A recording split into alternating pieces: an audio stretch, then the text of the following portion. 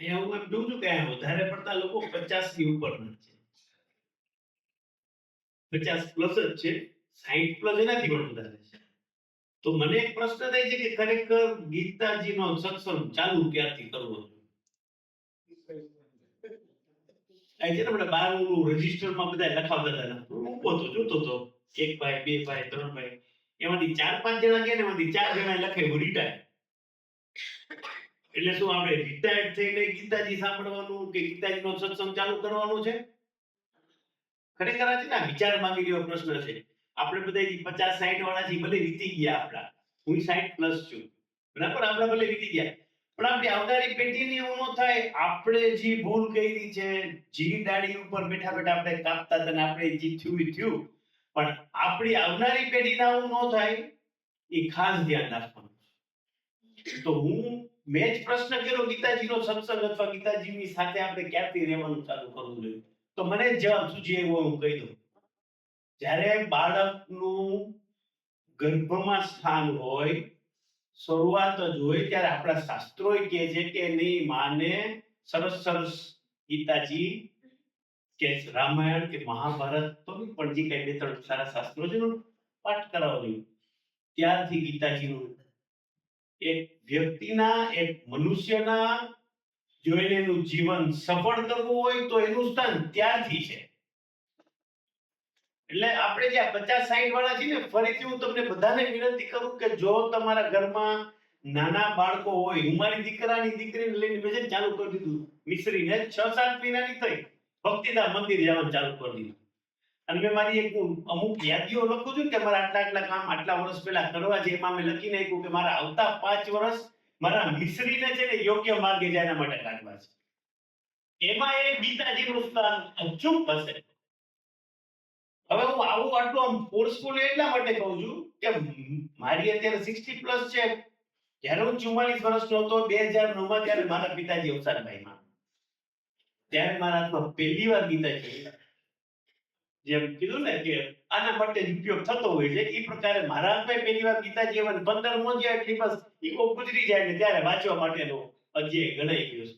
પણ ખરેખર 15મો અધ્યાય તો તમે જે 2-4 વર્ષ 5 વર્ષ ગુરુજી જેવાના ચરણે રહીને શીખો તો ખબર પડે કે 15મો અધ્યાય આખું શાસ્ત્ર કહી જાય છે. એક માણસ જો 15મો અધ્યાય સાંભળીને સમજી લે ને તો એ મોક્ષ પામી જાય. ગુરુજી મારી જ્યારે ભૂલ હોય તો કહેજો. ખાલી એક 15મો અધ્યાય સાહેબ ગીતાજી ભૂલી જાઓ, 4 વેદ ભૂલી જાઓ, એક 15મો અધ્યાય જો માણસ સમજી લે તો એ મોક્ષ પામી જાય.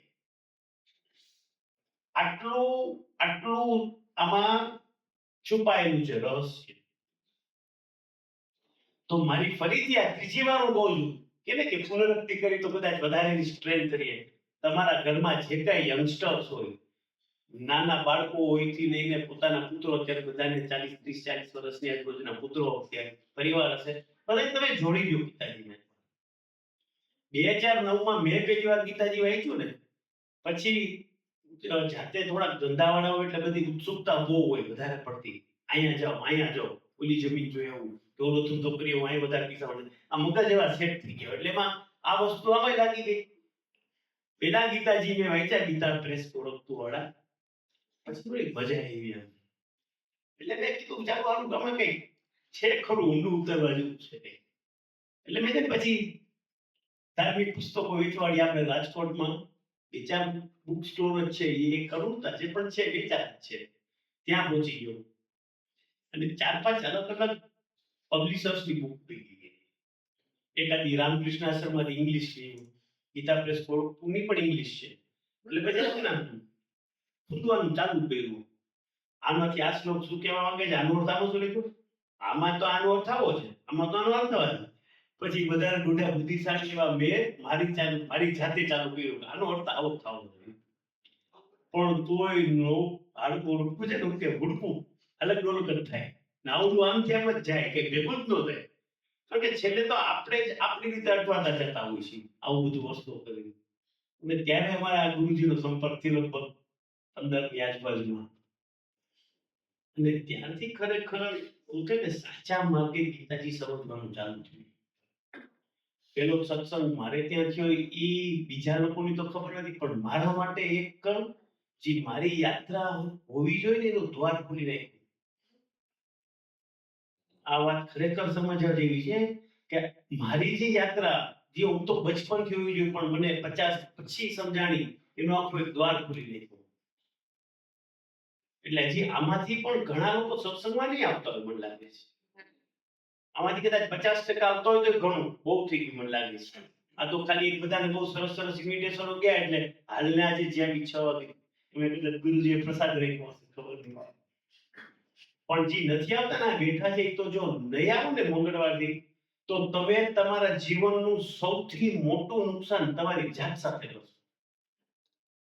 આટલું બધું હું તમને ફોર્સફુલી એટલા માટે પૂછું કે આપણે બધાને એમ લાગે કે આ ગીતાજીમાં હશે શું, ગીતાજી શું શીખવી જશે આપણે. આ જે કઈ 700 શ્લોક એ શું શીખવી જશે, પણ હું તમને એને બીજી રીતે કહું છું કે 700 શ્લોક શું નહીં શીખવે તમને.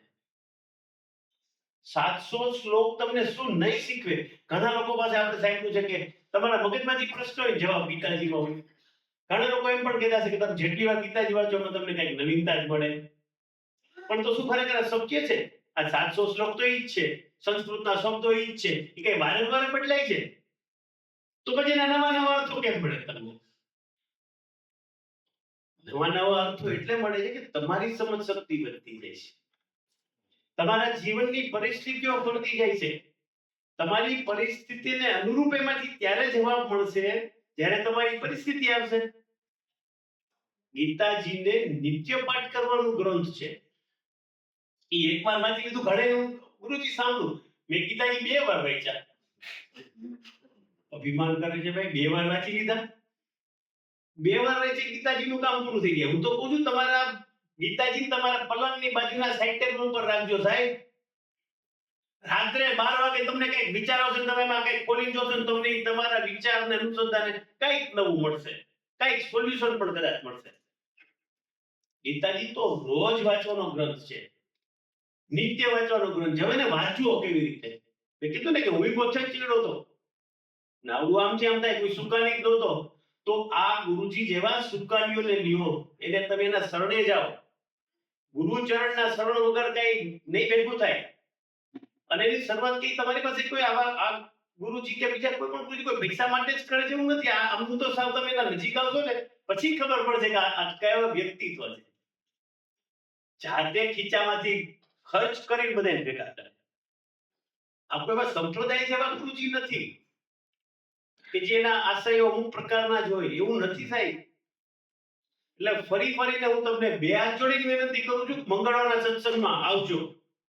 જો નહીં આવો તો ફરીથી કહું છું કે તમે તમારા જીવનની મોટામાં મોટી નુકસાની કરશો.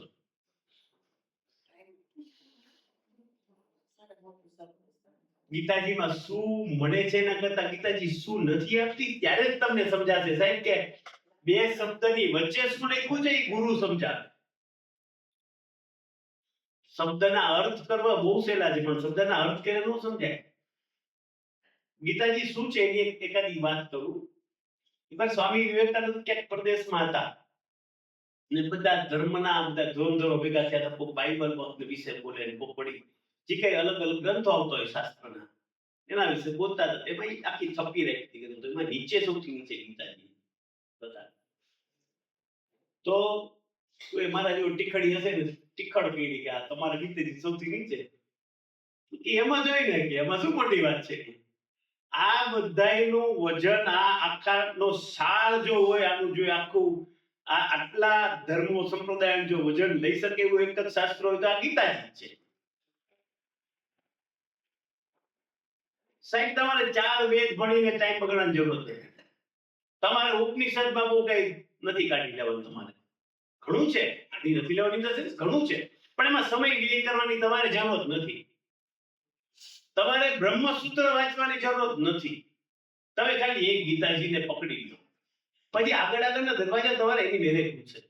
અને એ પણ કોઈ યોગ્ય ગુરુ વર્યને વળીને એના ચરણે એના શરણે જઈને ખાલી તમે ગીતાજી સાંભળવા સત્સંગમાં એવા એનાથી નહીં થાય. આપણે ભૂતકાળમાં ગુરુકુળો જગદીશભાઈ એવી રીતના હતા કે તમારે ત્યાં જઈને એની સાથે જે નથી એમ કરવું પડે. કારણ કે તમે ખાલી જોઈને તમે વાંચીને થોડું સમજી શકો, તમારે આચરણ તો જોવું પડે. તમે તમારું ટ્યુનિંગ ક્યારે થાય, ગુરુજી સાથે ટ્યુનિંગ ક્યારે થાય, તમે એની સાથે રહ્યું છે તો ગીતા જેવા ગહન ગ્રંથને સમજવા માટે ખરેખર તમે લોકો ગુરુકુળ સાથે જોડાઓ. ગુરુકુળ કઈ પૈસા નથી માંગતું, ફરી ફરીને કહું છું તમને. આ એવો કોઈ સંપ્રદાય નથી. અહીંયા મુસ્લિમ પણ આવીને ગીતાજી સમજી શકે છે. કોઈ પણ કાસ્ટ, કોઈ પણ ક્રીડ, એનીથિંગ. ખાલી એક જ આશય કે ગુરુજીના પણ ગુરુવર્ય એના જ આશય તો ચાલે છે ગુરુજી. એટલે અનુભવ તો બહુ નથી કહેવા, કારણ કે અનુભવ તો આમાં ગીતાજી શું નથી એ કોઈ કહેવા જેવું જ નથી. બધું આવ્યું છે મારા જીવનમાં. જે કાંઈ દુર્ગુણો હતા, દુર્ગુણો કહેવાની જરૂર નથી, જે કાંઈ દુર્ગુણો હતા એમાં ખૂબ જ મને ઘણો ફાયદો છે, ઘણો ફાયદો છે. ધંધાવાળા કોઈ દી એવું કે ને છેલ્લા શ્વાસ સુધી રિટાયર ન થવાનો જ વિચારતા હોય, હાલો ઓલું કરી લો ને હાલો ઓલું કરીને, પેલે હું 60 પછી હવે અડધોથી જ ઓફિસે જાઉં, અઠવાડિયામાં 4 દિવસ જ જાઉં છું. આવડું મોટું જો મારું ડિસિઝન હોય તો એકમાત્ર ગીતા છે, એકમાત્ર ગીતા છે. આપને બધાઈને હોય મને થયું કે લેટ મી નો માયસેલ્ફ. કોને પોતાની જાતને ઓળખવાનું, પોતાની જાતને કોને નથી ઓળખતી? બધાને પોતાની જાતને ઓળખવાનું છે જ, પણ ઘણા માર્ગો છે, ખબર નથી પડતી ક્યાં માર્ગે જવું. તો હું તો એટલું જ કહું, ગીતાજી પકડી લો બસ. ગીતાજી પકડી લો, એના જેવી માં નથી, એના જેવો બાપ નથી, એનો જેવો ગુરુ નથી. અને એમાં યોગ્ય ગુરુ વર્ય જેવા જો કોઈ આપણી સાથે રહીને આપણી ઉપર કૃપા કરી દે તો બેડો પાર જ છે સાહેબ. મોક્ષ જ છે, અથવા તો તમારી મોક્ષ તરફની ગતિ જ છે. તમે લખી લેજો આવે.